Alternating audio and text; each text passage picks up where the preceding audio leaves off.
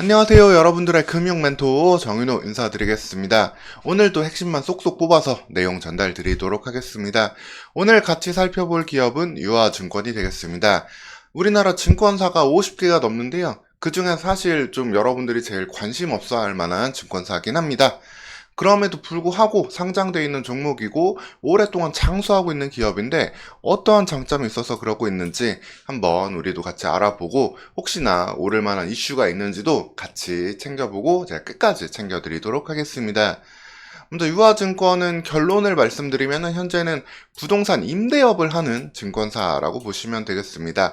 임대업 말 그대로 이제 건물, 자사 건물에 이제 임대를 주고 거기서 세를 받아서 먹고 사는 그런 기업이라고 보시면 되는데요.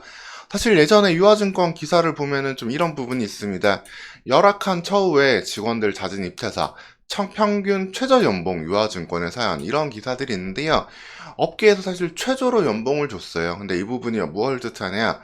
증권사는 사실 다른 어떠한 자산이 있는 곳이 아니잖아요. 증권사는 오로지 어떻게 보면 사람이 곧 모든 것인 그런 업종입니다. 즉 컴퓨터만 있고 사람만 있으면 뭐든 팔 수 있고 뭐든 만들어낼 수 있는 곳이 증권사인데 이 사람에 대한 대우가 좀 아쉬운 증권사 그리고 오히려 부동산에 치중하고 있다. 이걸 먼저 키포인트로 보시면 되겠습니다.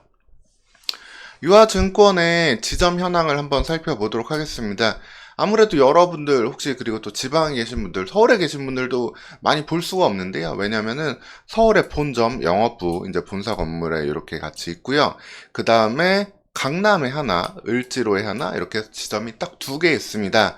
강남은 말 그대로 강남이니까 있는다라고 보시면 되고요. 을지로가 사실 예전에 강남이 뜨기 전엔 을지로가 약간 금융의 메카이기도 했었죠. 삼성증권 같은 경우도 이제 삼성본관 따라서 을지로에 지점이 있기도 했고요. 뭐 이런 곳이었는데 그러다 보니까 여러분들이 좀 익숙지 않을 수밖에 없는 곳이 되겠습니다. 하지만 건물이 되게 좀 오래되기도 했고 눈에 띄기 때문에 이렇게 여의도 이렇게 한번 가보시면은 또 이 건물은 이름이 되게 확 들어올 거예요. 유아증권 글씨도 되게 건물에 이렇게 딱 새겨져 있기 때문에 아무튼 그런 곳이다라고 보시면 되겠습니다.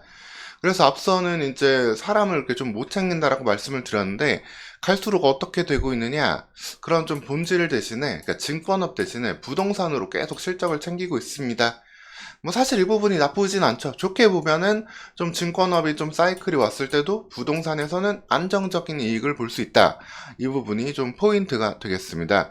그래서 사실 증권업 자체는 어떻게 보면은 좀 적자를 보기 힘든 사업부예요. 무조건 좀 흑자를 남길 수밖에 없는 좀 이자 사업을 위주로 하는 사업부가 되는데 실제로도 보면은 이 순이자 손익과 수수료 순익은 좀 변동이 있을전정 항상 수익이 남게 됩니다. 그리고 여기에서 핵심이 되는 이 영업의 수익이 이제 부동산, 임대업 실적이 되겠고요. 이 부분이 지속적으로 좀 늘어나고 회사의 단기 순이익을 크게 책임지고 있다라고 보시면 되겠습니다. 이제 다만 좀 문제가 되는 게 금융상품 관련해서 이제 운용 부분이라든가 이런 부분 때문에 이런 수수료 이자 수익을 벌어오는 걸 까먹고 영업이익이 적자까지 됐지만 이걸 다 부동산으로 만회한다. 이런 정도로 보시면 되겠습니다. 즉, 뭐 다시 말씀드리지만 부동산이 이렇게 깔려가면은 이 금융상품 관련 손익만 좀 컨트롤하면은 꽤 괜찮은 영업이익을 내는 그런 기업으로 보셔도 되겠습니다. 근데 금융상품 그래서 손익이 어떻게 돼 있냐 이 부분을 좀 살펴보니까요. 일단 리테일 같은 경우에는 금융상품 손익이 잡힐 수가 없는 게 이제 고객 돈을 받아서 운용을 하는 게 아니고 자문해서 수수료랑 이자 수익을 받는 거니까 여기서 나오는 건 없고요. 자, 상품 운용 부분에서 58억 정도 작년엔 적자를 받고 올해가 좀 더 특이한데요. 자산 운용 부분에서 124억 정도 적자가 나왔습니다.